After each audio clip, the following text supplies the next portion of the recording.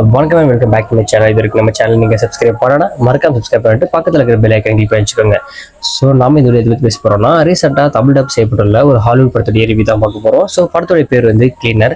So இதில் வந்து நம்ம ஹீரோனி, அதாவது லீட் ஆக்டர் பண்ணியிருக்க அவங்க ரோலில் வந்து மிகப்பெரிய பில்டிங், அதாவது ஒரு 120 அடி பில்டிங்கில் பின்னாடி அவுட் சைடு வந்து கிளாஸ் வந்து க்ளீன் பண்ணுற க்ளீனாக இருக்காங்க.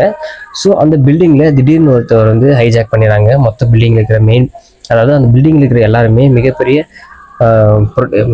ஆளாக இருப்பாங்க, எல்லாருமே வசதியாக இருக்கிற ஆளாக இருப்பாங்க. ஸோ அவங்க கிட்ட ஒரு டிமாண்ட் ஒன்று வைக்கிறாரு. ஸோ இவங்களை எப்படியாவது காப்பாற்றணும்னு கீழே போலீஸ் வந்து துடிச்சிருக்காங்க.